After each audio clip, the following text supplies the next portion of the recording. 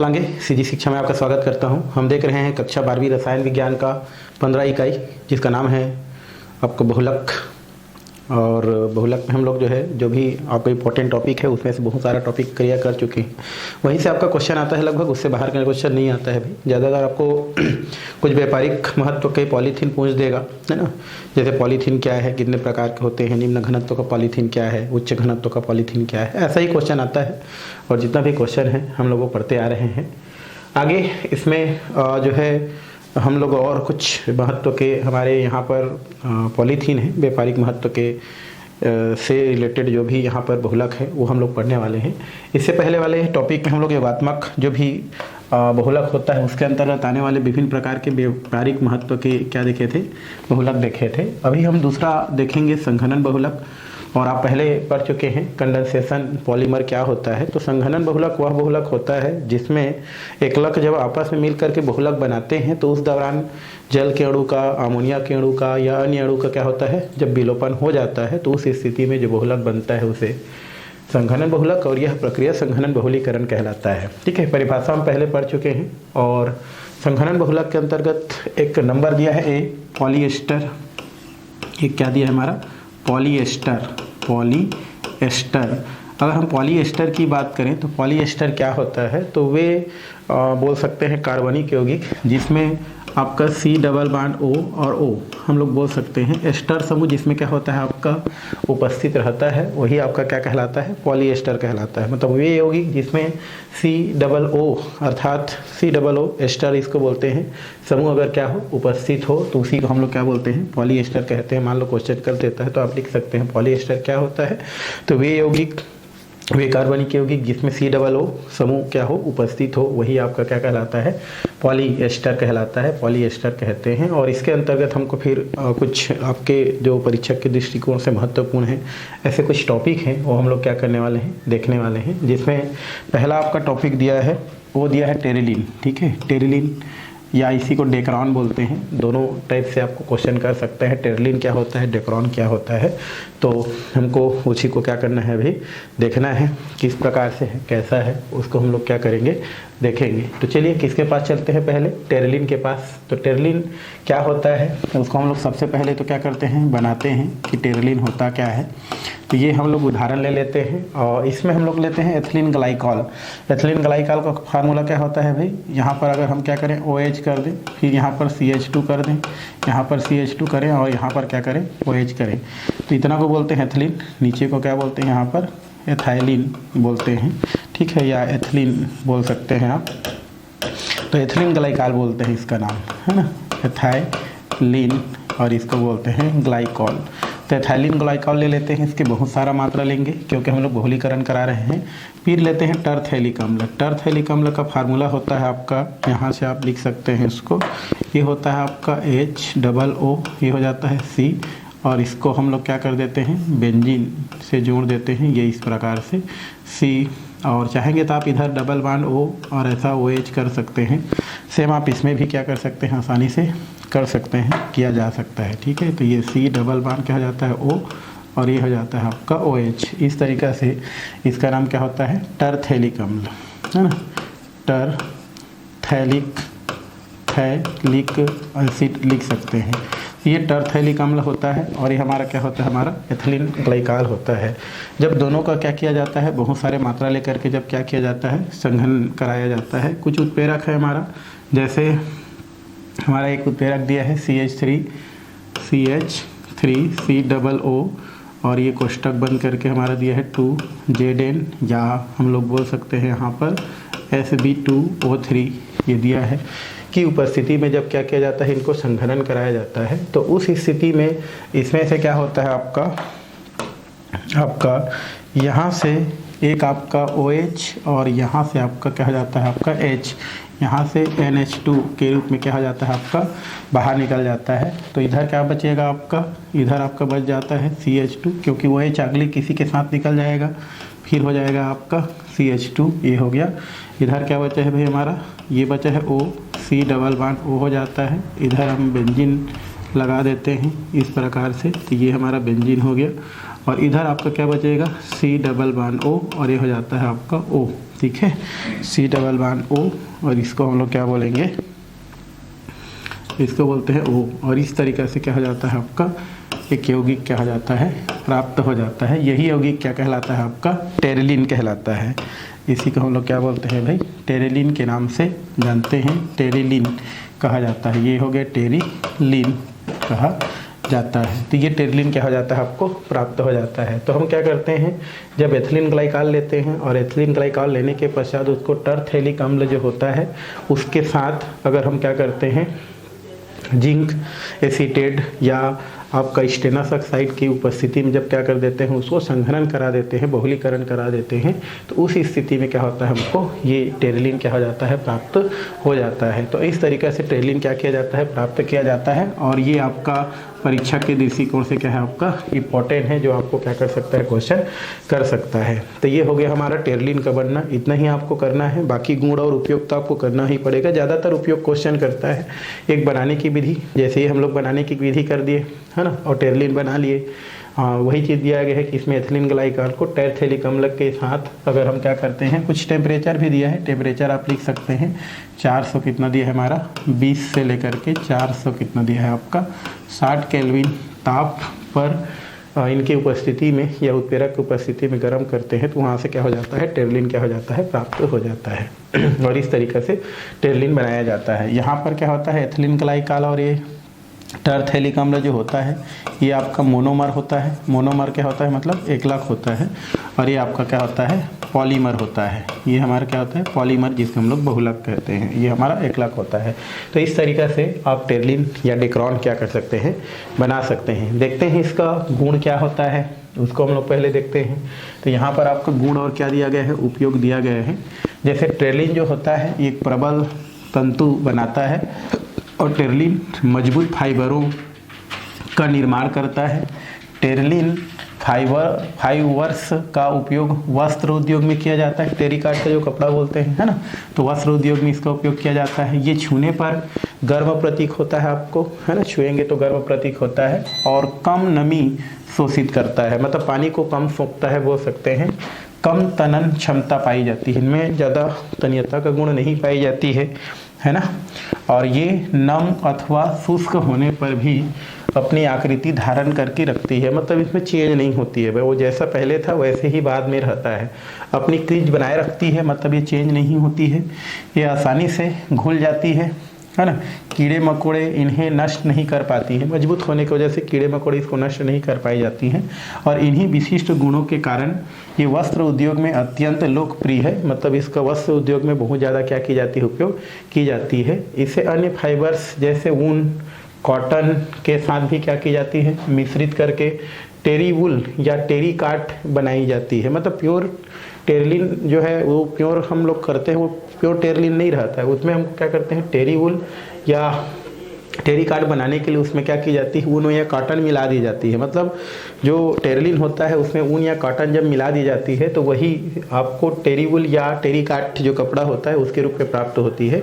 और इनका निम्नलिखित उपयोग है। ये तो हमारा गुण की बात हो गया। उपयोग की बात करें तो फिल्म बनाने में माइलर के नाम से एक तो फिल्म बनता है जो फोटोग्राफी में प्रयोग किया जाता है, उसमें इसका उपयोग किया जाता है।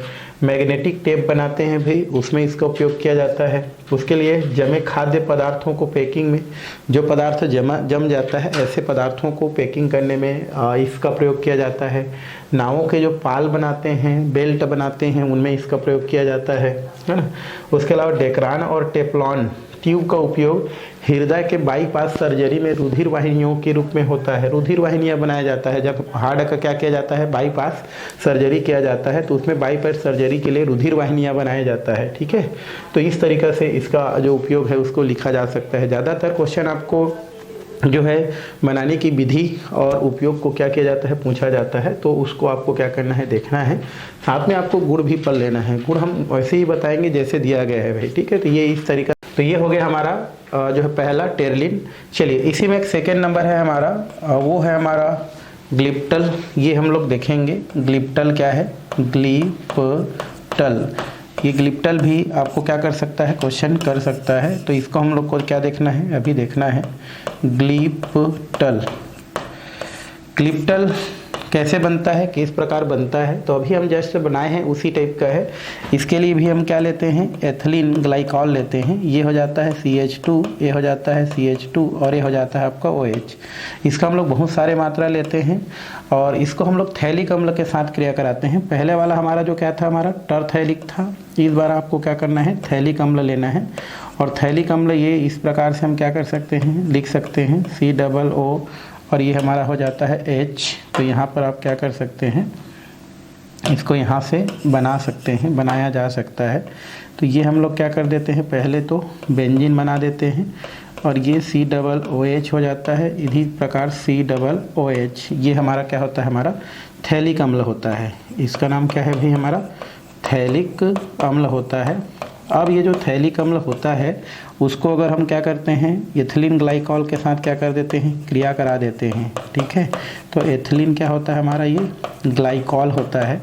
तो जब एथिलीन ग्लाइकॉल को थैलिक अम्ल के साथ क्या करते हैं, क्रिया कराते हैं, तो उस स्थिति में या हम लोग इसका क्या करते हैं, बहुलीकरण कराते हैं, संघनन कराते हैं। तो उस स्थिति में क्या होता है, आपका कुछ यौगिक क्या होता है, आपका प्राप्त होता है। लगभग यहाँ पर 573 केल्विन हम बोल सकते हैं। तो यहाँ से आपका एक OH है ना, यहाँ से हम लोग OH नहीं करते हैं, इस बार हम जो है OH जो है वहाँ से ले लेते हैं। ठीक है, तो यहाँ से क्या हो जाता है आपका CH2, ये हो जाता है OH। तो यहाँ से हम लोग क्या करते हैं, अगर यहाँ से H ले लेते हैं और यहाँ से क्या ले लेते हैं, अगर OH ले लेते हैं, तो उस स्थिति में यहाँ पर NH2O क्या हो जाता है, आपका रिलीज हो जाता है। और फिर क्या बच जाता है भाई, यहाँ पर बच गया O, क्योंकि अगले के साथ H निकल जाएगा। फिर क्या हो जाएगा आपका ये CH2, फिर आपका दिया है आपका CH2 और इधर आपका क्या बचा है, आपका CH2 तो आपका निकल गया। यहाँ पर आपका बन जाएगा, यहाँ पर हम लोग कर देते हैं, इधर आपका O हो गया, ये हो गया आपका O, CH2 के बाद O, और ये क्या हो जाता है आपका C+O हो जाता है। और इसको हम लोग क्या कर सकते हैं, हम बेंजीन के साथ क्या कर सकते हैं, इसको जोड़ सकते हैं। ठीक है, ये हमारा क्या हो जाता है, ये बेंजीन हो गया, ये इसका यहाँ पर क्या हुआ है, आपका जुड़ा हुआ है।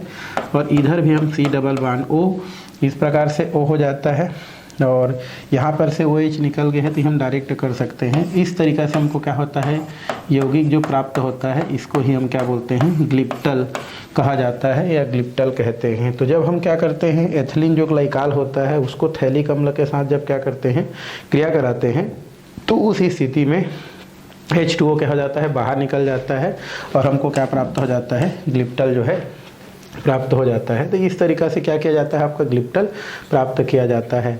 अब ये जो ग्लिप्टल होता है, इस ग्लिप्टल का कुछ गुण दिया गया है जिसको हमको क्या करना है, यहाँ पर देखना है। पॉलीएथिलीन थैलेट एक थर्मोप्लास्टिक होता है, या जो ग्लिप्टल होता है वो एक हमारा क्या होता है, थर्मोप्लास्टिक क्या होता है, हमारा एक बहुलक होता है।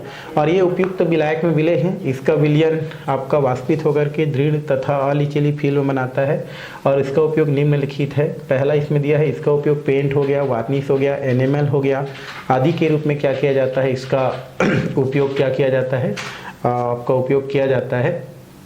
और ये धातुओं के सतह के संरक्षण में भी इसका उपयोग किया जाता है और इसका उपयोग बिल्डिंग मटेरियल्स जैसे एस्बेस्टॉस, सीमेंट आदि के निर्माण में क्या किया जाता है, इसका उपयोग किया जाता है। तो इस तरीक़ा से हम क्या कर सकते हैं, इसको बता सकते हैं, बताया जा सकता है। तो ग्लिप्टल यहाँ पर क्या होता है, आपका समाप्त होता है। ठीक, चलिए अब हम दूसरा नंबर का जो है देखने वाले हैं और वो हम लोग देखने वाले हैं जो है पॉलीएमाइड। वैसे पॉलीएमाइड क्या होता है, तो वे यौगिक जिनमें एमाइड बंध क्या होता है, पाया जाता है। CO और NH के बीच जो बंध बनता है उसको एमाइड बंध या पेप्टाइड बंध कहते हैं। तो वे यौगिक जिनमें एमाइड बंध या पेप्टाइड बंध पाया जाता है वही आपका क्या कहलाता है, पॉलीएमाइड कहलाता है। ये हम लोग क्या करने वाले हैं, अभी देखने वाले हैं, या इससे रिलेटेड वाले जो भी परिचय है वो हम लोग देखने वाले हैं। जैसे कि यहाँ पर दिया गया है पॉलीएमाइड क्या होता है भाई, तो ऐसे यौगिक जिनमें पेप्टाइड बंध क्या होता है, पाया जाता है, एमाइड बंध पाया जाता है, ऐसे बहुलक को हम लोग क्या बोलते हैं, पॉलीएमाइड कहते हैं। क्या वे बहुलक जिनमें एमाइड बंध CO और NH के बीच जो बंध पाया जाता है उसे ही हम क्या बोलते हैं, एमाइड बंध, या एक से अधिक हो तो पॉलीएमाइड बंध कहते हैं। और इसका जो निर्माण होता है द्विक्षारकीय अम्ल और डाईएमिनो अम्ल के संघनन बहुलक से होता है। जो भी हमारा पॉलीएमाइड बनता है वो द्विक्षारकीय अम्ल जिसमें 2 क्षार का क्षारक हो, और डाईएमिनो अम्ल है ना, जिसमें 2 एमीन समूह हों, ऐसे जो यौगिक हैं उनके संघनन से इस प्रकार की यौगिक बनता है। और इनमें पॉलीएमाइड को प्रायः नायलॉन के भी नाम से क्या किया जाता है, जाना जाता है। तो इसी से रिलेटेड बहुत सारे आपका यहाँ पर टॉपिक क्या किया गया है, दिया गया है, जिनको हमको 1 बाय 1 करके क्या करना है, देखना है। तो चलिए आगे की ओर चलते हैं। फिलहाल तो आपको पॉलीएमाइड पता होना चाहिए। तो ऐसे बहुलक जिनमें CONH बंध क्या होता है, पाया जाता है, ऐसे बंध को हम ऐसे जो हमारे यौगिक होते हैं उन्हें हम लोग पॉलीएमाइड कहते हैं। इससे नायलॉन के भी नाम से क्या किया जाता है, जाना जाता है। तो चलिए इससे रिलेटेड कुछ जो है टॉपिक दिया गया है जो कि आपको परीक्षा में क्या कर सकता है, पूछ सकता है, उनको देखना है। और ये है हमारा नायलॉन 66 पहला दिया गया है। और ये आपका परीक्षा के दृष्टिकोण से क्या है, आपका इम्पोर्टेंट है। तो इनको हमको क्या करना है, अभी देखना है कि क्या है, कैसा है, इसको हम लोग क्या करते हैं, अभी देखते हैं। ठीक है भाई। तो यहाँ पर हम लोग क्या करते हैं, नायलॉन 66 लेने के लिए हम लोग क्या करते हैं, इसको हेक्सामेथिलीन डाइएमीन लेते हैं और एक हम क्या करते हैं, एडीपी कम्ल इसको क्या करते हैं, ले लेते हैं। तो चलिए चलते हैं। इसके लिए हम लोग क्या करते हैं, उदाहरण पहले ले लेते हैं और उदाहरण लेने के पश्चात हम क्या करते हैं, उसको देखते हैं। हेक्सामेथिलीन किसको बोलते हैं और डाइएमीन बोल रहा है, तो यहाँ पर हम क्या कर देते हैं, NH2 कर देते हैं और ये CH2 कोष्टक बंद हो जाता है, क्षय करते हैं और ये हमारा क्या हो जाता है, आपका NH2 हो जाता है। ठीक है। इसको आप चाहेंगे तो इस तरीक़ा से भी क्या कर सकते हैं, इसको लिख सकते हैं। ये H हो गया, H हो गया हमारा। अब यहाँ पर क्या होता है, आपका N होता है। अब इसको हम लोग क्रिया करा देते हैं एडीपी कम्ल। पहले भी आप इसको क्रिया करा के देखे हैं। इसमें क्या होता है, एडीपी कम्ल में ये हो जाता है OOC, या इसको आप ऐसे भी क्या कर सकते हैं, आसानी से कर सकते हैं, आपका OH और ये C डबल बॉन्ड O हो जाता है और ये क्या हो जाता है, आपका CH2, यहाँ पर 4 होता है और यहाँ पर क्या हो जाता है, C डबल बॉन्ड और ये क्या हो जाता है, OH। इसका नाम क्या होता है, हमारा एडीपी कम्ल होता है। तो यहाँ पर आप क्या कर सकते हैं, क्वेश्चन इसको कर सकते हैं, एडीपी कम्ल। एडीपी कम्ल क्या होता है, तो एडीपी कम्ल ये हमारा दिया गया है और इसका नाम क्या होता है, हेक्सामेथिलीन डाइएमीन होता है। हेक्सामेथिलीन क्या होता है, हमारा ये डाइएमीन होता है। हेक्सामेथिलीन क्या होता है, ये डाइएमीन होता है। तो जब हेक्सामेथिलीन डाइएमीन को एडीपी कम्ल के साथ जब हम क्या करते हैं, कुछ टेम्परेचर जैसे दिया गया है आपका 553 केल्विन जो ताप है, और उच्च दाब पर जब हम इसको क्या करते हैं, संघनन कराते हैं, उच्च दाब पर क्या करते हैं, संघनन कराते हैं, तो यहाँ से कुछ यौगिक क्या हो जाता है, हमको बहुलक के रूप में प्राप्त होता है। तो यहाँ से ये क्या हो जाता है, आपका एक तो H2O क्या हो जाता है, यहाँ से निकल जाता है। अब निकल जाता है तो बाकी को जोड़ सकते हैं। तो इधर क्या बचता है भाई हमारा, इधर आपका बच जाता है क्या, यहाँ पर अब बचेगा N, ये इससे हो जाता है आपका H, इस प्रकार से। फिर क्या हो जाएगा आपका CH2 कोष्टक बंद होगा के 6 हो जाता है। फिर इधर क्या हो जाता है आपका N, इधर क्या हो जाता है आपका H, इधर आपका क्या बन रहा है, C डबल बॉन्ड O और ये आपका हो जाएगा आपका CH2, ये हो जाता है आपका 4 और ये C डबल बॉन्ड O हो जाता है। और यहाँ से आपका इस तरीक़ा से आपको एक यौगिक क्या हो जाता है, प्राप्त हो जाता है, बहुलक प्राप्त हो जाता है। यहाँ पर हम कितना लगा देते हैं, N लगा देते हैं। ये हो गया आपका N, यही आपका क्या कहलाता है, नायलॉन 66 कहलाता है। इसी को हम लोग क्या बोलते हैं भाई, नायलॉन 66 बोलते हैं। नायलॉन क्या बोलते हैं, 66 कहते हैं। तो इस तरीक़ा से हम क्या कर सकते हैं, इसको बना सकते हैं। तो जब हम हेक्सा 6 को हेक्सा बोलते हैं, CH2 को मिथिलीन बोलते हैं, 2 बार एमीन है तो इसको डाइएमीन कहते हैं। ये एडीपी कम्ल होता है जिसको हम साइपेसी नाम में 1 और ये 4 हो गया और ये 6 हो गया, तो 1 और ये 4 तो 5 हो गया और ये 6 हो गया। तो इसको हम लोग 1,6 डाइयोइक कम्ल भी क्या कर सकते हैं, इसको बोल सकते हैं। तो इस तरीक़ा से आपका जो हेक्सामेथिलीन डाइएमीन होता है और एडीपी कम्ल होता है, जब उसको 553 केल्विन ताप पर और उच्च दाब पर जब क्या कर दिया जाता है, संघनन करा दिया जाता है, तो उस स्थिति में क्या होता है, आपको नायलॉन 66 क्या होता है, आपको प्राप्त होता है, या नायलॉन 66 से क्या हो जाता है, प्राप्त हो जाता है। तो ये तो हो गया नायलॉन 66 बनाने की क्या हो गया आपका विधि। थोड़ा सा हम लोग बात करते हैं इसका गुण का और हम क्या बात करते हैं, उपयोग का।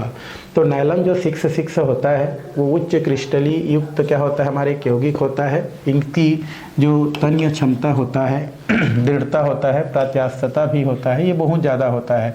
इनका गलनांक की बात करें तो 523 केल्विन होता है, 423 केल्विन, ताप पर इसके उच्च यांत्रिक गुण विद्यमान रहते हैं।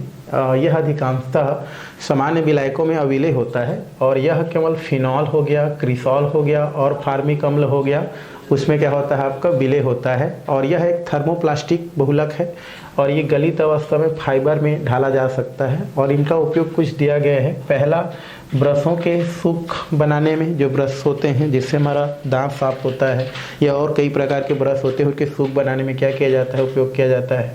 गलीचे तथा रस्सों के निर्माण में इसका उपयोग किया जाता है, भी गलीचे रस्से बनाते हैं, ठीक है। उसके अलावा वस्त्र उद्योग में भी उनके साथ मिला करके मोजे, बनियान और स्वेटर आदि बनाने में इसका क्या किया जाता है, उपयोग किया जाता है। तो इस तरीक़ा से जो नायलॉन 66 है उसको क्या किया जा सकता है, बताया जा सकता है बनाने की विधि प्लस क्या होता है आपका जो उपयोग होता है। और ये इंपॉर्टेंट क्वेश्चन है, आपको क्या किया गया है, क्वेश्चन किया गया है, तो इस तरीक़ा से हम क्या कर सकते हैं, उसको बता सकते हैं। अब दूसरा नंबर हमारा दिया है, वो दिया है हमारा नायलॉन 610। नायलॉन क्या देखना है हमको, 610 आपको देखना है। नायलॉन 610 में आपको पहले जैसा ही करना है, बट जो एडिफिक अम्ल है उसके जगह आपका सिवेसिक अम्ल लेना है। तो हेक्सामेथिलीन तो लेना ही है हमारा, तो ये हमारा क्या हो जाता है NH2 और ये हो जाता है आपका CH2 और यहाँ पर हम लोग क्या करते हैं 6 से लेते हैं और यहाँ पर ये हो जाता है NH प्लस में क्या लेते हैं हम लोग सिविक अम्ल, इसमें क्या होता है आपका ये हो जाता है C। यहाँ पर हम क्या कर सकते हैं, यहाँ पर हो जाता है आपका OH और C डबल बॉन्ड O हो जाता है और यहाँ पर हम क्या कर देते हैं CH2, ये हो गया, कोष्टक बंद हो जाता है। अब यहाँ पर हम लोग 8 ले लेते हैं, ठीक है, 8 कर देते हैं, इसको ही हम सिविक अम्ल बोलेंगे, जो 10 कार्बन वाला हो जाएगा टोटल, तो ये हमारा 8 हो जाता है। और इधर हम कर देते हैं C डबल बॉन्ड O और ये हो जाता है आपका OH। अब इसको हम लोग क्या करते हैं, क्रिया कराते हैं, संघनन करते हैं, बहुलीकरण करते हैं। तो यहाँ पर क्या होता है आपका बहुलीकरण से क्या प्राप्त होता है उसको हमको देखना है, संघनन बहुलीकरण।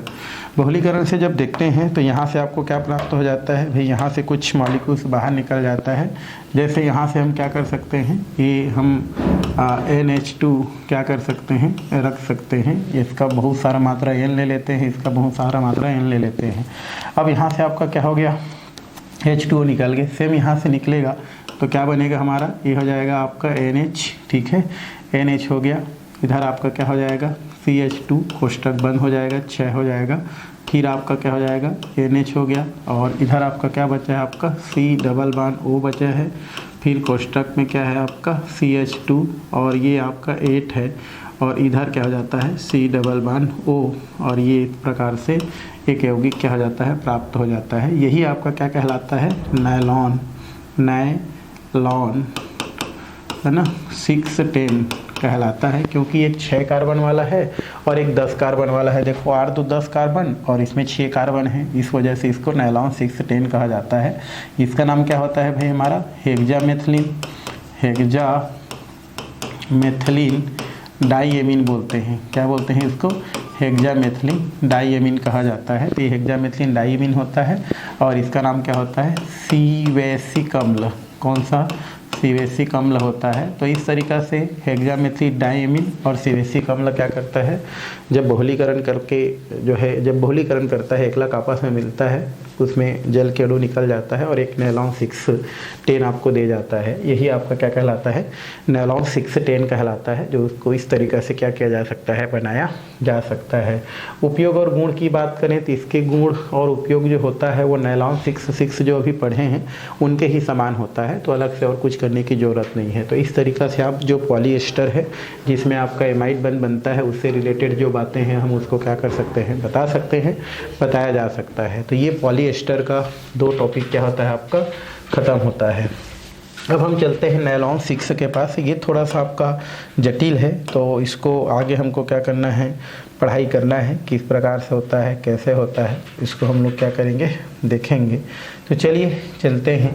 यहाँ पर आपको दिया गया है आपका नायलॉन 6, जिसे परलॉन भी बोलते हैं, और इनमें एक एकलक होता है कैप्रोलेक्टम, और उस कैप्रोलेक्टम का फिर हम क्या करते हैं, आगे जल अपघटन करा देते हैं। तो जल अपघटन करने से हमको एक कार्बोक्सिलिक समूह प्राप्त होता है और फिर आगे हमको वहाँ से नायलॉन 6 प्राप्त हो जाता है। तो इसके लिए हम लोग क्या करते हैं, सबसे पहले हम लोग लेते हैं यहाँ पर ये साइक्लोहेक्सेन लेते हैं, ये हमारा क्या होता है, इसमें अगर हम बेंजीन बीच में ना डालें तो इसको हम लोग क्या बोलते हैं, साइक्लोहेक्सेन कहा जाता है। ठीक है भाई, तो ये हम लोग क्या ले लेते हैं, ये हो जाता है साइक्लोहेक्सेन, इसको बोलते हैं साइक्लोहेक्सेन, साइक्लोहेक्सेन कहते हैं।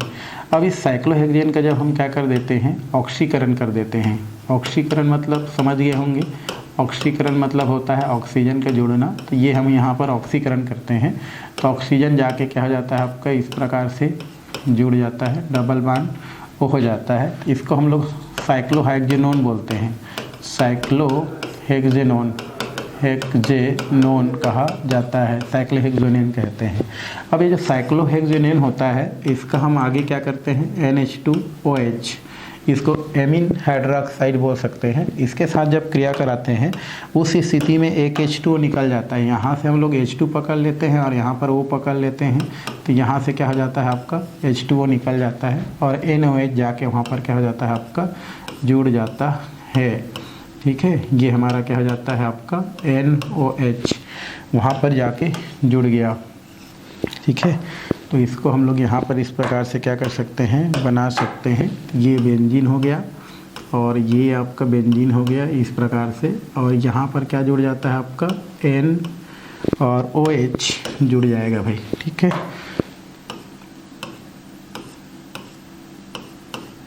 ये हो गया आपका यहाँ पर N और ये OH, ये आपका हो जाता है ऑक्जिम हो जाता है। ठीक है, साइक्लोहेक्सेन का जो कहता है ये ऑक्जिम क्या हो जाता है, प्राप्त हो जाता है, ऑक्जिम मिल जाता है।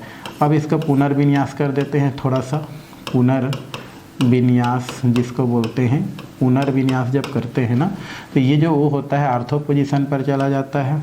इस प्रकार से बेंजीन हम कर देते हैं, ये बेंजीन हो गया और यहाँ पर क्या हो जाता है आपका NH जो होता है ये छूट जाता है, तो इसको हम इस प्रकार से लिख सकते हैं, ये हो गया आपका बेंजीन और यहाँ पर आपका क्या होता है N होता है और यहाँ पर क्या होता है H होता है और डबल बॉन्ड O हो जाता है। इसको ही हम लोग कैप्रोलेप्टम बोलते हैं। क्या बोलते हैं इसको, कैप्रोलेप्टम। ठीक है, ये आपका हो गया और ये N और ये हो जाता है आपका H और डबल बॉन्ड O। इसका नाम क्या होता है भाई, कैप्रोलेप्टम, कैप्रोलेप्टम कहते हैं। तो इस तरीक़ा से आपको कैप्रोलेप्टम क्या होता है, प्राप्त होता है। अब ये जो प्राप्त जो कैप्रोलेप्टम होता है यहाँ पर आप क्या कर सकते हैं, उसको लिख सकते हैं, ये हो गया आपका N, ये हो जाता है आपका H और ये C डबल बॉन्ड O।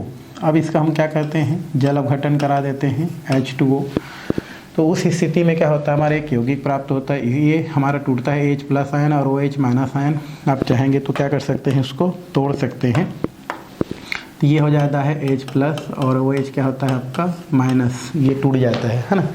अब यहाँ से अब ये H जो है ये नाइट्रोजन के साथ जुड़ जाता है क्योंकि माइनस चार्ज वाला होता है, तो यहाँ से आपका हो जाता है NH पहले से था, एक आ जाता है NH2 हो जाता है, फिर यहाँ 1 2 3 4 और इसका लेके कितना हो जाता है 5, तो ये CH2 है ना, कोष्टक बंद करके कितना लगाते हैं 5 लगाते हैं और फिर COOH हमको क्या हो जाता है, कैप्रोलिक अम्ल प्राप्त हो जाता है। इसका नाम क्या होता है, कैप्रोलिक अम्ल, कैप्रोलिक अम्ल है ना, एमिनो कैप्रोलिक अम्ल बोल सकते हैं। तो ये कैप्रोलिक अम्ल क्या होता है, प्राप्त हो जाता है। अब इस कैप्रोलिक अम्ल का हम क्या कर देते हैं, बहुलीकरण करा देते हैं, बहुलीकरण कराते हैं है ना। तो बहुलीकरण कराने से फिर क्या होता है, यहाँ से आपका होता है N और H, क्योंकि H निकल जाता है वहाँ पर, और ये हो जाता है CH2, ये हो जाता है आपका 5 और ये C डबल बॉन्ड O, और इस प्रकार से OH तो गायब हो जाएगा, ये कोष्टक क्या हो जाता है, बंद हो जाता है, और हमको नायलॉन क्या हो जाता है 6 प्राप्त हो जाता है, नायलॉन 6 जो है यहाँ से प्राप्त हो जाता है। नायलॉन, नायलॉन क्या बोलते हैं इसको, 6 प्राप्त हो जाता है, क्योंकि इनमें कार्बन की संख्या कितना बार है, केवल 6 बार है। तो इस तरीक़ा से आपका क्या होता है, नायलॉन 6 प्राप्त होता है। और एक क्वेश्चन भी आपको क्या किया गया है, पूछा गया है कि नायलॉन 6 किस प्रकार से बनाया जाता है। तो इस तरीक़ा से आप क्या कर सकते हैं, नायलॉन 6 क्या कर सकते हैं, बना सकते हैं, जिसे पोरलॉन के नाम से भी जानते हैं, पोरलॉन कहा जाता है। और इनका भी जो उपयोग है हम पहले जैसा क्या कर सकते हैं, इसका उपयोग कर सकते हैं, बता सकते हैं, ठीक है, गुण कर सकते हैं। तो ये हमारा क्या हो गया, नायलॉन के बाद जो है हमारा खत्म हो गया।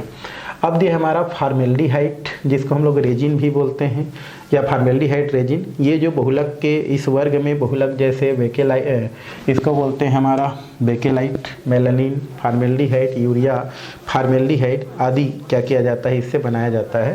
पहला है फिनाल और फॉर्मेल्डिहाइड रेजिन जो होता है, ये बेकेलाइट कैसे बनता है, हम इसका अध्ययन जो है पहले जो है आपका जो बोल सकते हैं हम लोग फिनाल जो पढ़ रहे थे, अल्कोहल फिनाल ईथर, वहाँ पर इसका हम लोग क्या किए हैं, चर्चा किए हैं। तो आप वो क्या कर सकते हैं, उसी को देख सकते हैं भाई, अलग से इसमें कुछ करने की ज़रूरत नहीं है।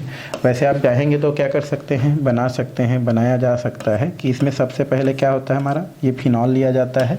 सबसे पहले क्या होता है हमारा, फिनॉल लेते हैं, ठीक है, ये हमारा क्या होता है फिनॉल, यहाँ पर OH कर देंगे तो फिनॉल होता है, ठीक है भाई। इसको हम लोग क्या कर देते हैं, OH, ठीक, फिनॉल होता है।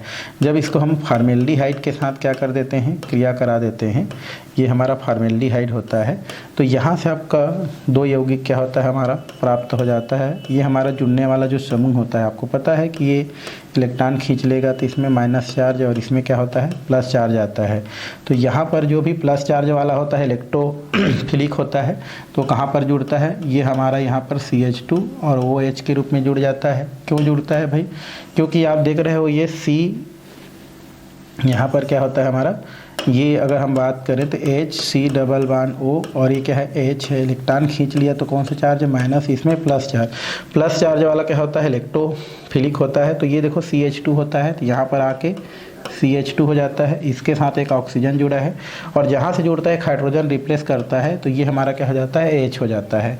तो इस प्रकार से यौगिक क्या हो जाता है, हमको प्राप्त हो जाता है, ऑर्थो हाइड्रोक्सी बेंजील अल्कोहल हमको प्राप्त हो जाता है। और पुनः एक इस प्रकार से क्या होता है, आपका एक यौगिक बनता है जो पैरा पोजीशन वाला बनता है, तो ये OH हो जाता है यहाँ से, और यहाँ पर क्या हो जाता है आपका CH2 और ये OH हो जाता है। अब यहाँ पर इन दोनों का बहुत सारे मात्रा क्या करता है, पार्टिसिपेट करता है। ये बहुत सारे मात्रा क्या करता है आपका, पार्टिसिपेट करता है, बहुलीकरण यहाँ पर होता है। बहुलीकरण यहाँ पर प्रक्रिया होता है। बहुलीकरण प्रक्रिया में आपका क्या होता है, आप एक थर्ड नंबर ये भी सोच सकते हैं कि ये यौगिक हम एक साथ भी क्या कर सकते हैं, बना सकते हैं। जैसे CH2 यहाँ पर OH है, वैसे यहाँ पर भी CH2 OH कुछ यौगिक एक ऐसा भी बन सकता है। तो उसी के बेस पर हम क्या करते हैं, यहाँ पर बहुत सारे जो हमारे हैं उनको जोड़ते हैं। ये OH हो जाता है, ये CH2, ये OH हो गया, नीचे भी कर देता हूँ मैं CH2 OH। सेम हम क्या कर सकते हैं, नीचे एक बेंजीन ले लेते हैं, ये हो गया आपका, और यहाँ पर H होता है, आपको पता है, ठीक, यहाँ पर हम लोग OH कर देते हैं, यहाँ पर CH2 और ये क्या होता है हमारा OH। सेम एक हम और क्या कर सकते हैं, बेंजीन ले सकते हैं, ये होता है हमारा OH और ये क्या हो जाएगा आपका CH2 OH। इधर भी मैं कर देता हूँ CH2 OH, हम ये वाला को ले रहे हैं समझने के लिए। और यहाँ पर हम क्या कर देते हैं, एक बेंजीन इस प्रकार से ले लेते हैं, ये बेंजीन हो गया। यहाँ पर आपको पता है हाइड्रोजन होता है, ठीक है, यहाँ पर हम क्या करते हैं, OH करते हैं और यहाँ पर CH2 OH कर देते हैं। तो इसके बहुत सारे अणु, इसके बहुत सारे अणु, जिसमें से ये भी हो सकता है जब आपस में क्या हो जाता है आपका इस प्रकार से मिल जाता है, तो हमारा बेकेलाइट का क्या होता है, निर्माण होता है। कैसे बनता है ज़रा देखो। अब यहाँ पर देखो H है, तो ये OH और ये OH, हमारा H और OH क्या हो जाएगा आपका, H2 के रूप में क्या हो जाएगा आपका, बाहर निकल जाएगा। तो ये आपका निकल गया, ये आपका निकल गया। तो यहाँ पर एक दूसरे के साथ क्या हो जाता है, जुड़ जाता है, इसका OH और इसका H निकल गया। सेम यहाँ पर आपको पता है एक H होता है, तो यहाँ से आपका एक H2 क्या हो जाएगा, निकल जाएगा। तो उस स्थिति में क्या होगा आपका, ये हम इस प्रकार से बता सकते हैं। तो यहाँ से ये क्या हो जाएगा, इसके साथ क्या हो जाएगा, जुड़ जाएगा। सेम यहाँ पर एक क्या होता है हमारा H होता है, यहाँ से आपका H2O निकल जाएगा। तो H2O निकल जाएगा तो यहाँ से भी आपका क्या हो जाएगा, एक बंध बन जाएगा, ठीक है। इधर आगे आपका क्या होते जाएगा, यहाँ पर भी ये दोनों निकल जाएगा, यहाँ पर भी दोनों क्या हो जाएगा, निकल जाएगा, यहाँ पर भी सेम H और OH निकल जाएगा। और इस तरीक़ा से एक यौगिक क्या हो जाएगा, आपको प्राप्त हो जाएगा। यही आपका क्या कहलाता है, आपका इधर आगे ये बढ़ते जाएगा, ठीक है। इधर ये आगे बढ़ते जाएगा और यहाँ पर एन लगा दिया जाएगा। यही आपका क्या कहलाता है, बेकेलाइट कहलाता है, बेकेलाइट कहते हैं। तो इस तरीक़ा से बेकेलाइट का क्या होता है, निर्माण होता है। सबसे पहले हम लोग क्या लेते हैं, फिनॉल लेते हैं, और ये जो फिनॉल होता है, इस फिनॉल को हम लोग किसके साथ, फार्मेल्डिहाइड जो होता है, फार्मेल्डिहाइड के साथ क्या कर देते हैं, क्रिया करा देते हैं।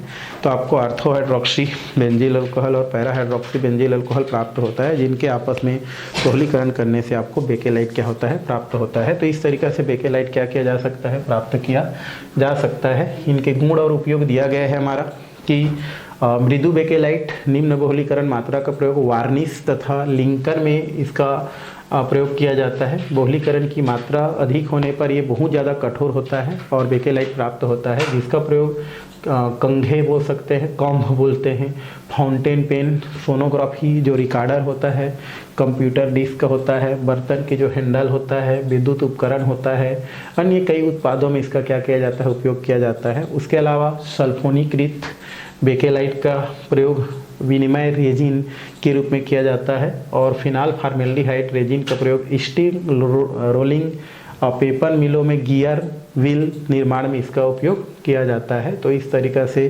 जो बेकेलाइट है उसका क्या किया जा सकता है, आपका उपयोग और गुण देखा जा सकता है। ये तो पढ़ना पड़ेगा भाई आपको, ठीक है।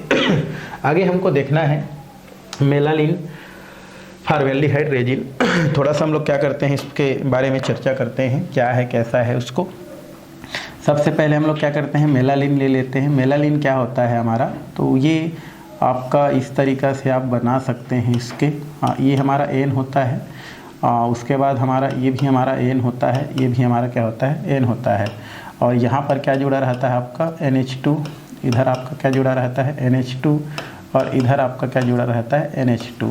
इसको अल्टरनेट क्या कर दिया जाता है, डबल बॉन्ड क्या कर दिया जाता है, रख दिया जाता है। तो इस तरीक़ा से हम अल्टरनेट क्या कर सकते हैं, डबल बॉन्ड कर सकते हैं भाई, ठीक है। तो ये हमारा क्या होता है, मेलानिन होता है, मेलामीन होता है मेलाइन। अब इसको हम लोग क्या करते हैं, फार्मेल्डिहाइड जो होता है, फार्मेल्डिहाइड का फार्मूला क्या होता है भाई हमारा, फार्मेल्डिहाइड मतलब होता है HC डबल बॉन्ड O, इस प्रकार से होता है। तो इसमें क्या होता है आपका, ये जो हमारा देखो NH2 है और ये CH2 है, ये जा कर के वहीं पर जुड़ जाता है, और यहाँ पर H जो है यहाँ पर इस प्रकार से होगा, तो माइनस और ये क्या जाएगा प्लस, और इसको अगर मैं लिख दूँ तो ये आपका क्या होता है H और ये होता है H। इसमें कौन सा चार्ज है, प्लस, और ये होता है माइनस। तो इसका प्लस उसके माइनस के साथ, इसका माइनस, इसका प्लस इसके माइनस के साथ जाके क्या हो जाता है, जुड़ जाता है। तो क्या बनेगा हमारा, ये हो जाएगा आपका N, ये हो गया, इधर भी क्या हो जाएगा आपका N, या इसको मैं सेम टू सेम बना देता हूँ, फिर आपका बन जाएगा आपका, तो ये बेंजीन हो गया, ठीक है, N हो गया, एक मिनट, ठीक है, ये आपको बना सकते हैं यहाँ से बेंजीन, ठीक है, और एन यहाँ पर एन, यहाँ पर एन, यहाँ पर ये तो सेम टू सेम रहेगा NH2, यहाँ पर भी सेम टू सेम रहेगा NH2, और यहाँ पर क्या हो जाएगा आपका N, ये बचेगा H, इधर CH2, और ये हो जाता है आपका OH। यही आपका क्या होता है, मेलानिन फार्मेल्डिहाइड, ठीक है। मेलानिन फार्मेल्डिहाइड क्या हो जाता है, प्राप्त हो जाता है, प्राप्त होता है। तो इसमें आप ज़्यादा कुछ नहीं करना है, बस इतना ही है, ठीक है। ये N और यहाँ पर हम अल्टरनेट कर देते हैं, तो यहाँ पर NH हो जाएगा, क्योंकि NH बचा है वहाँ पर, तो ये हमारा हो जाएगा NHCH2, और ये OH हो जाता है, यहाँ पर आपका NH2 और यहाँ पर NH2। इसी को हम क्या बोलते हैं, मेलानिन, है ना, फार्मेल्डिहाइड, फार्मेल्डिहाइड कहते हैं। और क्योंकि इसका नाम क्या होता है हमारा, फार्मेल्डिहाइड होता है, फार्मेल्डिहाइड होता है। तो इस तरीक़े से मेलानिन और फार्मेल्डिहाइड को जब हम क्या कर देते हैं, मिला देते हैं, तो मेलानिन क्या हो जाता है आपका, फार्मेल्डिहाइड क्या हो जाता है, प्राप्त हो जाता है। इसको नहीं करते हैं, ठीक है। ये इस तरीक़ा से हम बना सकते हैं, ठीक है। इसमें ज़्यादा कुछ नहीं है, इतना ही है। तो इस तरीक़ा से आपका जो पॉलीएमाइड होता है वो भी क्या होता है आपका समाप्त होता है। आगे का टॉपिक है रबर है, थोड़ा सा हम लोग बात करते हैं रबर का। ठीक है, रबर क्या होता है भाई, तो रबर आपका दिया गया है, रबर हम पहले पढ़ चुके हैं। और रबर जो होता है वो रबर का पेड़ होता है, वहाँ से क्या होता है आपको प्राप्त होता है लेटेक्स मिलता है। लेटेक्स में भी पानी मिलाते हैं तो 10 से 20% रबर बनता है। फिर एसिटिक अम्ल मिलाते हैं, है ना, तो एक चिपचिपा पदार्थ प्राप्त होता है, वही आपका प्राकृतिक रबर होता है। वैसे रबर दो प्रकार का होता है, एक होता है प्राकृतिक रबर और एक होता है हमारा संश्लेषित रबर। प्राकृतिक रबर जो हमको प्रकृति से क्या होता है प्राप्त होता है उसे हम प्राकृतिक रबर कहते हैं, और वह रबर जिसको क्या किया जाता है बनाया जाता है कृत्रिम तरीके से उसे संश्लेषित रबर कहते हैं। तो प्राकृतिक रबर पहले भी पढ़ चुके हैं कि प्राकृतिक रबर एक प्राकृतिक बहुलक होता है और इसमें प्रत्यास्थता का गुण होता है ना। इसमें उच्च तन्य सामर्थ्य पाई जाती है, थोड़ा सा बल लगाने पर ये उच्च विस्थापन हो जाती है। इस तन्यता के कारण रबर विभिन्न प्रयोग के लिए उपयोगी होती है। लेटेक्स रबर के जलने में बना हुआ कोलाइट विलयन होती है, और रबर को लेटेक्स से बनाई जाती है। इसका एक पेड़ होती है जहाँ से लेटेक्स प्राप्त की जाती है, तो ये हम लोग पहले देख चुके हैं भाई। और संरचना की बात करें तो प्राकृतिक आइसोप्रीन जिसे मेथिल ब्यूटाडाइन है ना आपका रबर के नाम से जानी जाती है, इससे आपका प्राकृतिक रबर प्राप्त होती है। कैसे होता है देखो ज़रा, ये होता है हमारा CH2 डबल बॉन्ड, ये हो जाता है आपका CH और यहाँ से होता है आपका CH3 और डबल बॉन्ड क्या होता है आपका CH2। इसको हम लोग बोलते हैं आइसोप्रीन, है ना। इसका नाम क्या होता है हमारा आइसोप्रीन होता है, आइसोप्रीन। और जब इसका हम लोग क्या कर देते हैं बहुलीकरण करा देते हैं तो इसका बहुत सारा मात्रा क्या हो जाएगा आपका जुड़ जाएगा। तो जुड़ जाएगा तो क्या बनेगा यहाँ पर CH2, ये हो जाता है आपका, फिर हो जाता है आपका CH, इधर हो जाएगा आपका C और इधर हो जाएगा आपका CH3, इधर हो जाएगा आपका CH2। यहाँ पर देखेंगे तो 1 2 3 4 यहाँ पर हम डबल बॉन्ड लगा देते हैं, क्योंकि डबल बॉन्ड लगाएंगे तो एक इधर से 2 इधर से, कार्बन का भी ठीक हो गया, कोष्टक क्या हो जाती है आपकी बंद हो जाती है, एन लगा दी जाती है, तो इसका नाम क्या हो जाती है पॉलीआइसोप्रीन, पॉलीआइसोप्रीन। और यही आपकी क्या कहलाती है आपकी प्राकृतिक जो है रबर के नाम से जानी जाती है। और कहाँ से बनती है कैसे बनती है वो सारी चीज़ हम क्या कर चुके हैं देख चुके हैं। आगे हम देखेंगे संश्लेषित रबर। भाई संश्लेषित रबर क्या होता है, तो ये रबर जिसको क्या किया जाता है हमारा लैब में क्या किया जाता है तैयार किया जाता है, ये संश्लेषित रबर कहलाता है। और संश्लेषित जो रबर होता है संश्लेषित रबर में जो तन्यता है प्रत्यास्थता है ये आपका प्राकृतिक रबर की अपेक्षा क्या होता है आपका ज़्यादा होता है, तन्यता का गुण ज़्यादा पाया जाता है। ठीक है, तो ये हमारा संश्लेषित रबर कहलाता है। ये दिया है जैसे संश्लेषित रबर वल्कनीकृत रबर की तरह एक बहुलक होता है जो अपने लंबाई से 2 गुने खींचे जा सकते हैं। जैसे ही बाह्य बल निर्मुक्त होता है पुनः अपनी पुरानी अवस्था में लौट आता है, और इस प्रकार संश्लेषित रबर जो होता है उनका क्या होता है उपयोग किया जाता है। और बहुत सारा यहाँ पर संश्लेषित रबर दिया गया है जैसे नियोप्रीन, ब्यूनाएस, ब्यूनाइन, है ना। ये सब चीज़ हम लोग क्या करने वाले हैं अभी देखने वाले हैं, क्या है कैसा है उसको देखना है। ठीक है, तो संश्लेषित रबर क्या होता है भाई, तो संश्लेषित रबर वह रबर होता है जिन्हें जो है आपका लैब में क्या किया जाता है उनको बनाया जाता है। ऐसे रबर को हम लोग क्या बोलते हैं संश्लेषित रबर कहते हैं।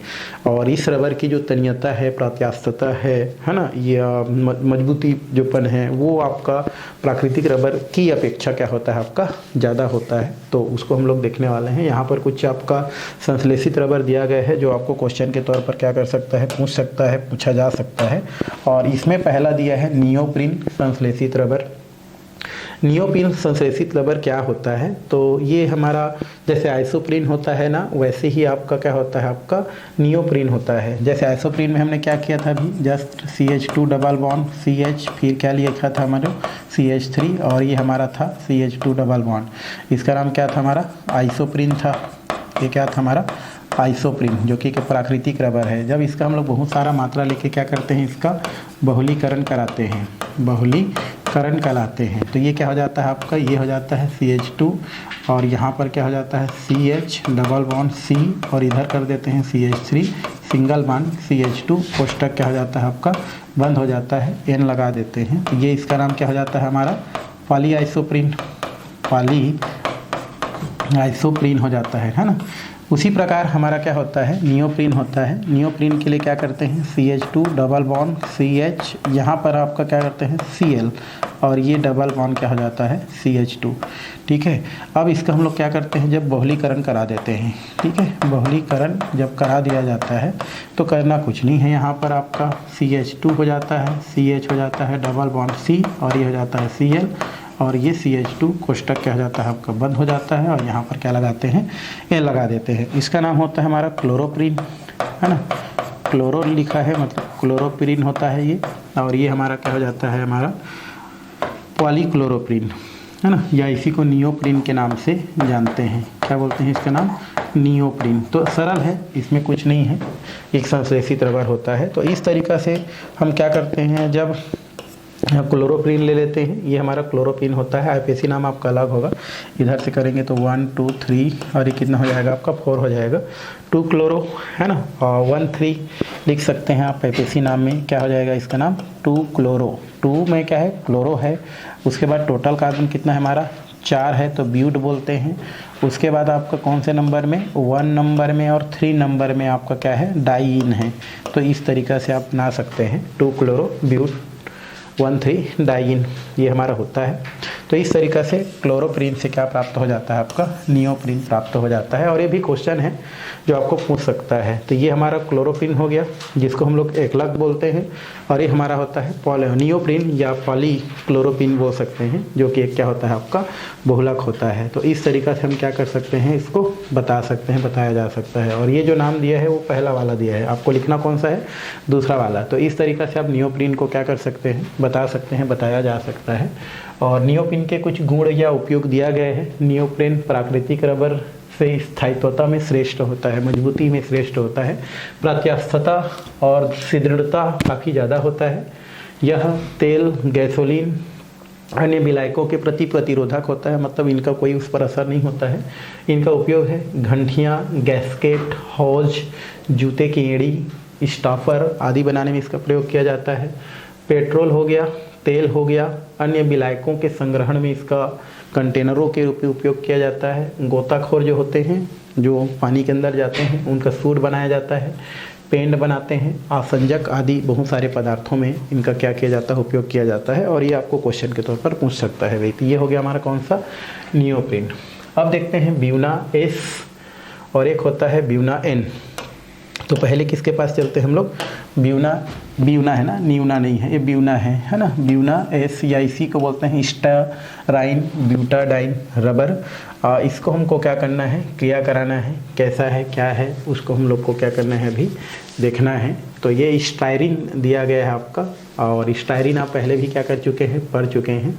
और इसमें 1 3 ब्यूटाडाइन, इसमें हम लोग क्या करते हैं, जैसे उदाहरण के लिए हम बात करें तो उदाहरण में क्या होता है हमारा CH2 डबल बॉन्ड CH, ये हो जाता है आपका, ठीक है। और उसके अलावा हम लोग क्या कर देते हैं, यहाँ पर CH अगर हम बात करें और डबल बॉन्ड CH2, तो यहाँ पर आपका लगभग ठीक है, हमारा बन गया, संयोजकता तो ठीक है।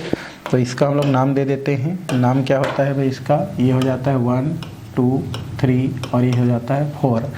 तो 1 3 ब्यूटाडाइन बोलेंगे, या तो आप डायरेक्ट लिख सकते हैं ब्यूट हो गया, ये हो गया ब्यूट, 4 कार्बन है, और 1, और ये हमारा क्या होता है, हमारा 1 नंबर में है, और आपका कौन सा नंबर में है, 3 नंबर में डाइईन। तो ब्यूट है ना, 1 3 डाइईन, या इसी को आप क्या बोल सकते हैं, 1 3 ब्यूटाडाइईन, ब्यूटाडाइईन भी बोल सकते हैं, ठीक है। तो ये हमारा क्या हो जाता है, यौगिक क्या हो जाता है, प्राप्त हो जाता है। अब इसका हम लोग क्या करेंगे, बहुत सारा मात्रा लेंगे, और किसके साथ, स्टायरिन को क्या बोलते हैं हम लोग, CH2 डबल बॉन्ड CH, और यहाँ पर C6H5, इसको स्टायरिन बोलते हैं भाई, ठीक है। तो ये हो जाएगा CH2 डबल बॉन्ड CH, और ये हो जाता है C6H5, इसको स्टायरिन बोलते हैं, ठीक है। क्या बोलते हैं इसका नाम, स्टायरिन, स्टायरिन, ठीक है, स्टायरिन कहा जाता है। तो जब दोनों का क्या किया जाता है, हमारा यहाँ पर संघनन कराया जाता है, बहुलीकरण कराया जाता है, तो ये आपस में क्या हो जाता है, जुड़ जाता है। तो क्या बनेगा, इधर ये हो जाएगा CH2, इधर बॉन्ड हो जाएगा, फिर CH डबल बॉन्ड CH, इधर हो जाएगा आपका CH2, फिर इधर हो जाएगा आपका CH2, यहाँ से होता है आपका C6H5, कोष्टक क्या हो जाता है आपका बंद हो जाता है, N लगा दिया जाता है। यही आपका क्या कहलाता है, ब्यूना एस कहलाता है। इसको हम लोग क्या बोलते हैं, ब्यूना एस कहते हैं, ठीक है। ये हमारा हो जाता है ब्यूना एस, या इसी को हम लोग क्या बोलते हैं, SBr, स्टेराइड ब्यूटाडाइन रबर कहा जाता है। तो CH2 का CH2 हो गया, फिर CH, क्योंकि इन दोनों के बीच डबल बॉन्ड आएगा तभी जाके संयोजकता कंप्लीट होगा, फिर CH2, फिर CH2, फिर CH, और CH से क्या जुड़ा है, C6H5।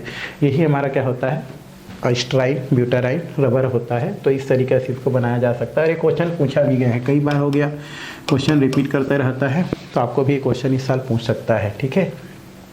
अब इसका हमको क्या देखना है, गुण देखना है, और साथ में क्या देखना है, हमको उपयोग देखना है किस प्रकार से होता है।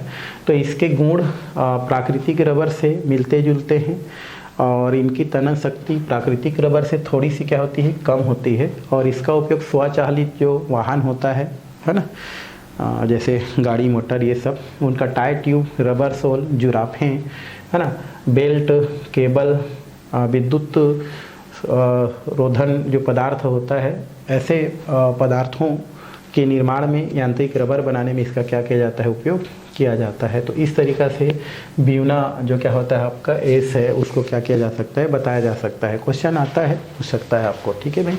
आगे ब्यूना एन देखना है।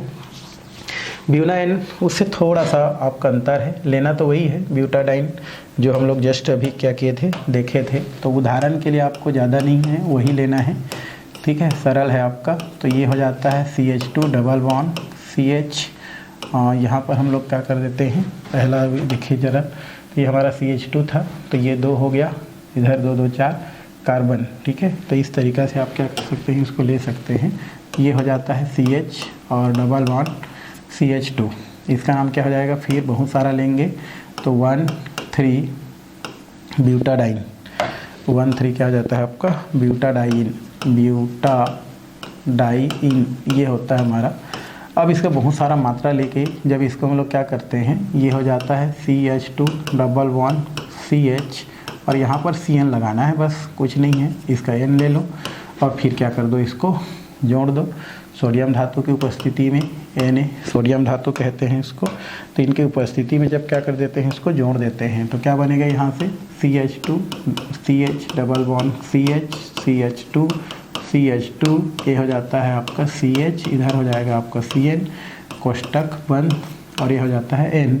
इसी को हम लोग क्या बोलते हैं, ब्यूना, है ना, ब्यूना N के नाम से जाना जाता है। ब्यूना क्या बोलते हैं इसको, N। इस तरीक़ा से आपको क्या हो जाता है, प्राप्त हो जाता है। इसका नाम क्या होता है हमारा, आप वाइनिल साइनाइड भी बोल सकते हैं ना, वाइनिल साइनाइड कहा जा सकता है। इसका नाम क्या होता है भाई, वाइनिल साइनाइड, वाइनिल साइनाइड कहा जाता है।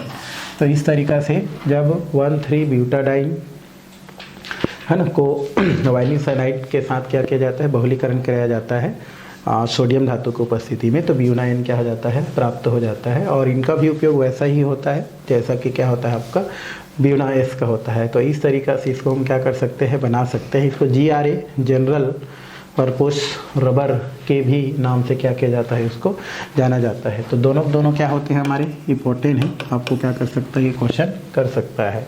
और एक हमारा दिया गया है हमारा लास्ट ब्यूटिल रबर, इसमें भी वैसा ही करना है, इसमें ज़्यादा अलग से करने की ज़रूरत नहीं है। तो इस प्रकार से इसको करने की ज़रूरत नहीं है, इसको हम लोग इतना ही करते हैं। ये सब आपको क्या कर सकता है, क्वेश्चन पूछ सकता है, पूछा जा सकता है। यहाँ पर कुछ दिया गया है हमारा संख्या, औसत, आणविक द्रव्यमान, जो भी यहाँ पर आपका जो बहुलक होता है उनका क्या बोलते हैं, जो भार है, क्योंकि आप जानते हो कि एकलक, बहुत सारे एकलक मिल करके बहुलक बनाते हैं। तो उस स्थिति में उसका क्या किया जाता है, जो भार है उसको निकाला जाता है। तो उसके भार को निकालने के लिए यहाँ पर 2 प्रकार का बाहर निकालने के लिए दिया है, एक संख्या औसत आणविक द्रव्यमान और एक और दिया गया है। तो बहुलक में उपस्थित विभिन्न बहुलक अणुओं के अणु भार के योग में बहुलक के कुल अणुओं का संख्या का क्या किया जाता है, भाग देने पर आणविक द्रव्यमान औसत आणविक द्रव्यमान कहलाता है। यहाँ पर n अणुओं की संख्या है जिनके आणविक द्रव्यमान क्रमशः m1 m2 m3 यहाँ पर दिया गया है।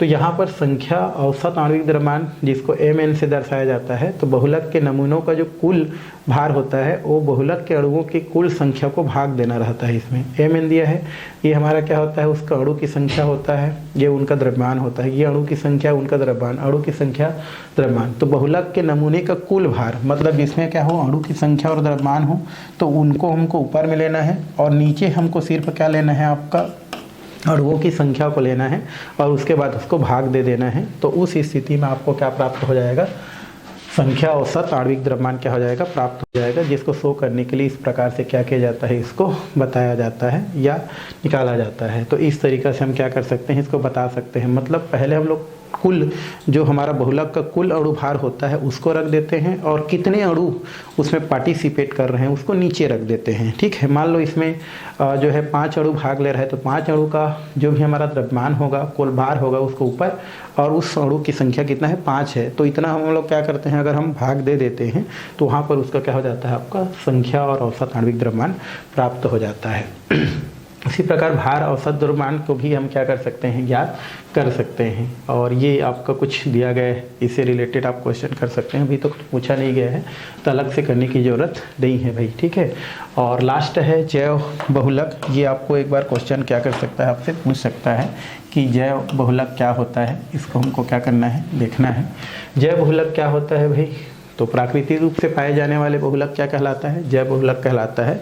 या जैव बहुलक वे बहुलक होते हैं जो हमें प्रकृति प्रदत्त जीव जंतु या पेड़ पौधों से क्या होते हैं, प्राप्त होते हैं। ऐसे बहुलक को हम क्या बोलते हैं, जैव बहुलक कहते हैं। तो जैसे भी आपको परिभाषा अच्छा लगे आप कर सकते हैं कि जैव बहुलक वह बहुलक होता है जो प्रकृति में प्राप्त या प्रकृति में उपस्थित पेड़ पौधे या जीव जंतु से हमको प्राप्त होते हैं। ऐसे बहुलक को हम जैव बहुलक कहते हैं। और मनुष्यों द्वारा जो निर्मित बहुलक होता है उसे संश्लेषित बहुलक कहलाते हैं। और ये जो बहुलक है वो 2 प्रकार का दिया गया है। एक जो है पहला है जैव निम्नीकृत या जैव अपघटनी बहुलक, और एक होता है हमारा अजैव या अजैव अपघटनी बहुलक। जैव अपघटनी बहुलक क्या होते हैं, ऐसे बहुलक जो अगर प्रकृति में क्या कर दिया जाए, छोड़ दिया जाए, तो वो प्राकृतिक जो भी कारक हैं उनके द्वारा विघटित किया जा सकता है, उनको तोड़ा जा सकता है। ऐसे बहुलक को हम लोग क्या बोलते हैं, जैव अपघटनी बहुलक कहते हैं, है ना। जैसे हम लोग साग सब्जी रहता है ना, अगर हम उसकी बात करें तो भी एक बहुलक ही है। अगर उसको हम लोग उसको बाहर छोड़ दें, जैसे कार्बोहाइड्रेट है, सेलुलोज है ना, उसके अलावा प्रोटीन है, तो ये क्या होते हैं, हमारे प्रकृति के कई कारकों के द्वारा क्या कर दिया जाता है, सरल पदार्थों में विघटित कर दिया जाता है। तो वो बहुलक क्या कहलाएगा हमारा, ये कहलाएगा आपका जैव अपघटनी बहुलक। और अजैव अपघटनी बहुलक क्या होता है, तो ऐसे बहुलक जिनको अगर क्या कर दिया जाए, प्रकृति में छोड़ दिया जाए, तो प्राकृतिक कारक के द्वारा उसको अपघटित नहीं किया जा सकता है, सरल पदार्थों में नहीं तोड़ा जा सकता है, तो उन्हें हम क्या बोलते हैं, अजैव अपघटनी बहुलक कहा जाता है। और ये क्वेश्चन आपको क्या कर सकता है, पूछ सकता है। यही चीज़ दिया गया है कि सभी प्राकृतिक बहुलक जैव निम्नीकृत प्रकृति के होते हैं, परंतु संश्लेषित जो बहुलक होता है जिसको हम लोग बनाते हैं, वो जो होते हैं वो इस प्रवृत्ति के नहीं होते हैं। जैव निम्नीकृत बहुलक वे बहुलक होते हैं जिन्हें सूक्ष्म जीवों द्वारा, है ना, उत्पन्न किए जाने वाले जो भी एंजाइम होता है उनके द्वारा एक निश्चित समय अंतराल में छोटे छोटे खंडों में क्या कर दिया जा सकता है, विभाजित कर दिया जाता है। तो ये हमारा जैव निम्नीकृत, मतलब जैव निम्नीकृत बहुलक वे बहुलक होते हैं जो प्राकृतिक कारक, है ना, जैसे सूक्ष्म जीव आदि के द्वारा, है ना, छोटे छोटे भागों में क्या किया जा सकता है, विघटित किया जा सकता है, उसको सरल भागों में तोड़ा जा सकता है, उन्हें हम क्या बोलते हैं, जैव निम्नीकृत बहुलक कहलाते हैं। और जितने भी प्राकृतिक बहुलक हैं जैसे सेल्यूलोज, स्टार, प्रोटीन, न्यूक्लिक अम्ल, ये सब क्या होते हैं, हमारे प्राकृतिक बहुलक होते हैं। ठीक है, लेकिन वे बहुलक जिनको जो है प्रकृति में उपलब्ध जो कारक हैं, सूक्ष्म जीव हैं, उनके द्वारा जो है विभिन्न भागों में विभाजित नहीं किया जा सकता है, उसको अपघटित नहीं किया जा सकता है, ऐसे जो बहुलक होता है उसे हम लोग क्या बोलते हैं, अजैव निम्नीकृत बहुलक कहते हैं। ठीक है, कुछ यहाँ पर दिया है PHB, नायलॉन 2, नायलॉन 6, इनका उत्पादन प्रदूषण कम करने के लिए किया जाता है। संश्लेषित बहुलकों की उपयोगिता की वजह से बहुत सारे बहुत बहुलक हमारे जीवन का बहुत अच्छे एक भाग हैं, परंतु इनके निस्तारण एक बड़ी समस्या है। ऐसा नहीं बोल सकते कि संश्लेषित बहुलक हमारे लिए उपयोगी नहीं है, हम संश्लेषित बहुलक का ही ज़्यादातर उपयोग करते हैं, बट इनका निपटारा है ना, इसको विघटित करना है ना, एक समस्या है हमारे पास। और आधुनिक बहुलक इस प्रकार के संश्लेषित किए जाते हैं जिनकी संरचना जैव बहुलक के समान व जिनका आसानी से जैव निम्नीकरण संभव हो। जैव निम्नीकृत बहुलक की पर्यावरणीय समस्या उत्पन्न नहीं होती है। एलिफेटिक पॉलीएस्टर जैव निम्नीकृत बहुलक के एक वर्ग में आती है जिनका निर्माण आजकल प्रचलन में है। आजकल ऐसा बनाया जा रहा है जिससे वो विघटित किया जा सके।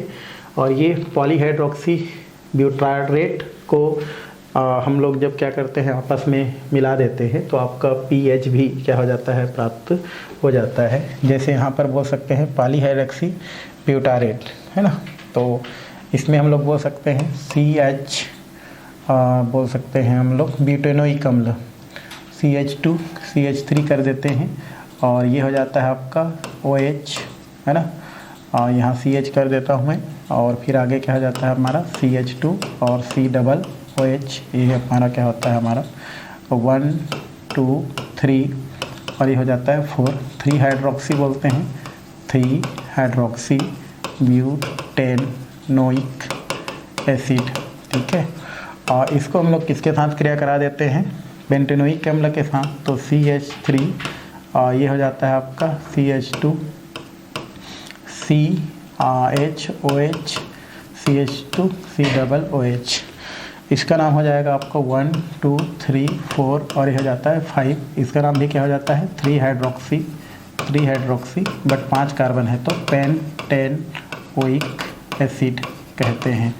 और ये जब दोनों आपस में क्या कर लेते हैं, मिल जाते हैं है ना, तो उसी स्थिति में आपका ये यौगिक क्या होते हैं, प्राप्त होते हैं। ठीक है, तो क्या प्राप्त होते हैं, तो यहाँ पर आपको दिया गया है आपका O, ये हो जाता है CH2 है ना, यहाँ पर आपका एक R दिया गया है हमारा। ठीक है, तो ये हो जाएगा आपका O CH, ये R हो जाता है और आगे CH2 और ये C डबल बॉन्ड O। इस प्रकार से हम एक यौगिक क्या कर सकते हैं, बना सकते हैं, जो क्या होता है हमारा, ये होता है आपका PHB है ना, PHB या BB, ये आप इस प्रकार से बना सकते हैं। इसका गुण उपयोग दिया गया है हमारा, PHB के गुण दोनों बहुलोकों के अनुपात पर निर्भर करता है।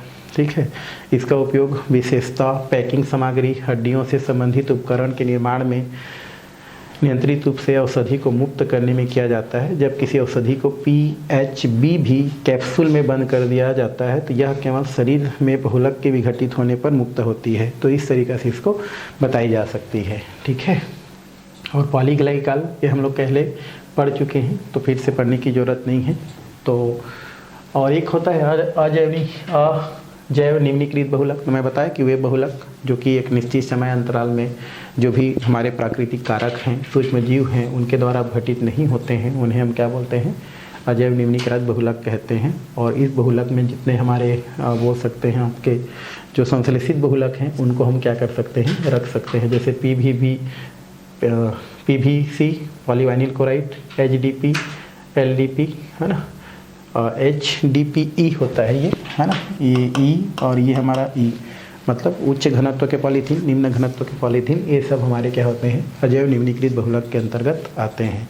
तो इस तरीके से ये लेसन क्या होता है आपका समाप्त होता है। अगला लेसन हमारा 1 बज गया, वो है हमारा दैनिक जीवन में रसायन, जो हम लोग जो है आने वाले क्लास में करने वाले हैं भाई।